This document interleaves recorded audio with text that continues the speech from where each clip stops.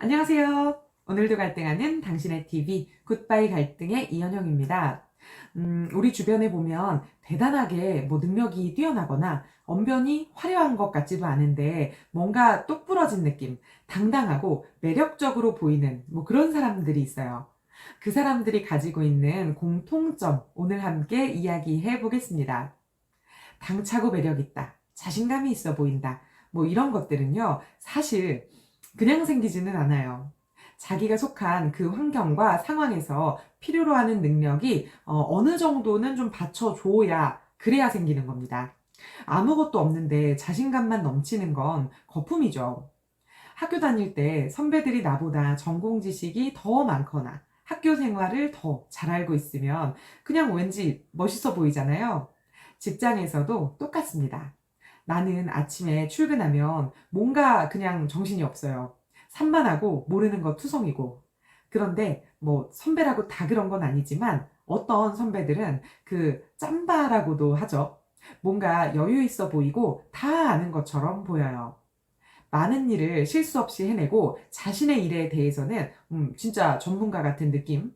이렇게 실제 능력이 뒷받침돼야 진짜 좀 자신감 넘쳐 보이고 당당하게 그렇게 느껴지죠.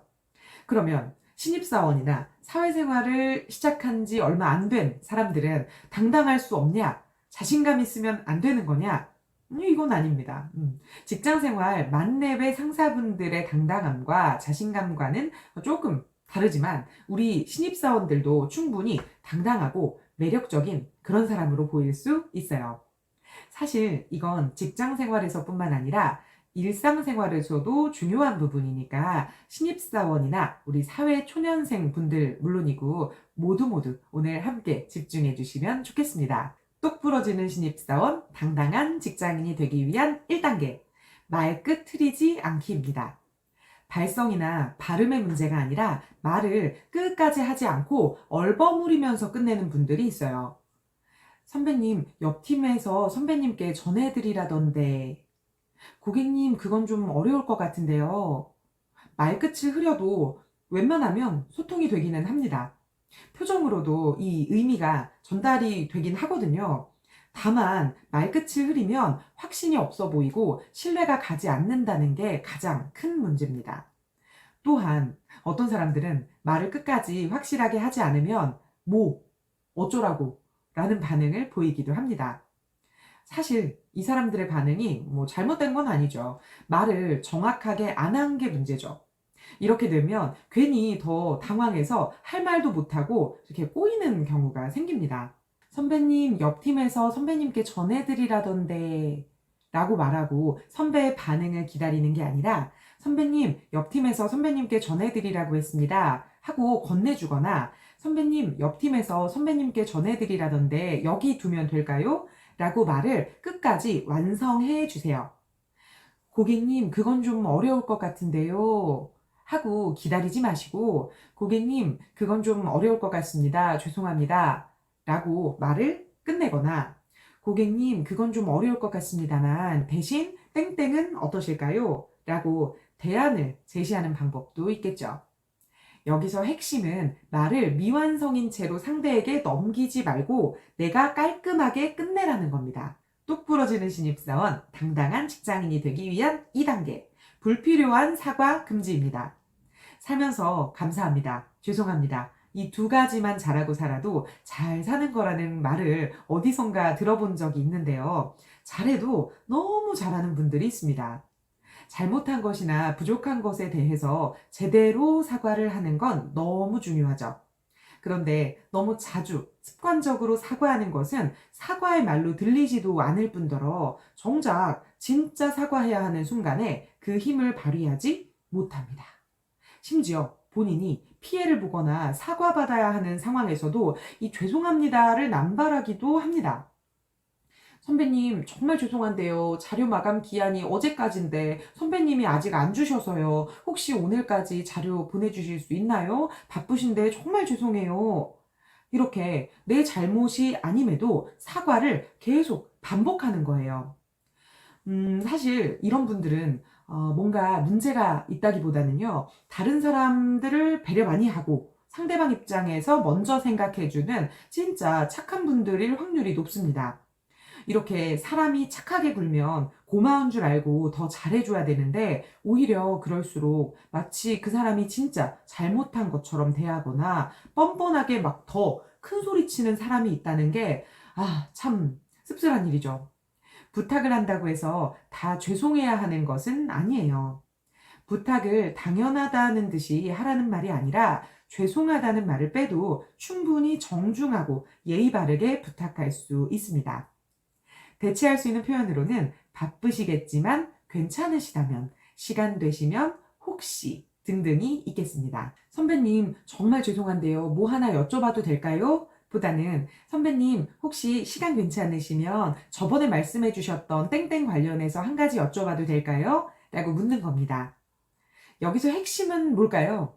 사과로 시작하기보다는 상대방의 상황에 대해 양해를 구하고, 그리고 앞뒤 없이 뭐 하나 묻겠다, 이게 아니라 구체적으로 뭘 물어볼 건지를 먼저 말해야 합니다.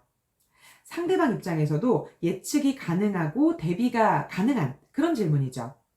뭐 하나 묻겠다 라고만 하면 상대방 입장에서는 대체 뭘 물어보려고 하는 건지 가늠할 수 없고 또 긴장하게 됩니다. 질문 하나를 할 때도 구체적으로 니즈를 오픈해서 이야기를 해주면 상대방도 마음의 준비가 가능하니까 훨씬 열린 자세로 이 질문에 응하게 되겠죠. 같은 맥락으로 심각한 표정의 직원이 선배님, 잠시 드릴 말씀이 있습니다 라고 말하는 것보다는 선배님, 잠시 땡땡 관련하여 드릴 말씀이 있습니다 라고 하는 것이 듣는 사람 입장에서 부담이 적고 그리고 훨씬 안정감 있게 그렇게 느껴질 수 있겠죠. 똑 부러지는 신입사원, 당당한 직장인이 되기 위한 3단계, 과한 겸손 금지입니다. 겸손이 미덕이다. 겸손해서 손해볼 거 없다. 라고 하지만 정도를 넘어선 겸손은 절대 좋은 게 아닙니다. 지나친 겸손은 교만이라는 말도 있잖아요. 무슨 말만 하면 아닙니다, 아니에요 하고 과한 손사래를 하면서 칭찬이나 인정을 거부하는 분들이 있어요. 오늘 너무 수고했어요. 아닙니다. 김사원님 덕분에 일이 잘 끝났어요. 아니에요. 진짜 아니에요. 아니, 아니긴 뭐가 아니에요. 맞는 건 맞다고 해도 됩니다. 뭔가 잘난 척하는 것처럼 그렇게 보일까봐 조심스러운 마음의 그런 것은 너무 이해가 가지만 과한 겸손은 진심으로 느껴지지도 않을 뿐더러 상대방의 말을 재차 강하게 거부하면 그 말을 한 상대방까지 거부하는 느낌을 주게 됩니다. 누군가가 나에게 수고했어요 라고 말한다면 아닙니다 대신에 감사합니다 라고 해도 되고, 너무 잘했어요 라고 한다면 아닙니다, 부족했습니다 대신에 열심히 했습니다, 감사합니다 정도로 말해도 좋습니다. 혹은 여기서 더 나아가서 조금 더 노력해 본다면 도와주신 덕분에 결과가 좋았습니다, 팀장님 덕분입니다 하는 표현도 있겠습니다. 근데 이건 좀 연습이 필요하겠죠? 남의 좋은 점을 인정하지 못하고 오히려 깎아내리는 그런 사람들도 많은데, 나를 인정해주고 칭찬해주는 사람이 있다는 건 정말 감사한 일이죠. 그 감사함을 절대 거절하지 마시고 듬뿍 받으셔도 됩니다. 똑부러지고 당당한 직장인이 되기 위한 말습관 3가지. 말끝 트이지 않기, 불필요한 사과하지 않기, 과한 겸손하지 않기. 말을 얼버무리거나 상대에게 먼저 사과하고 어떤 상황에서도 자만하지 않고 겸손한 모습을 보이는 건 어쩌면 이 동방예의지국의 사람으로서 응당해야 하는 그런 말버릇이었는지도 모르겠습니다. 지금도 저는 저 3가지의 모습이 결코 나쁘다고만 보지는 않습니다.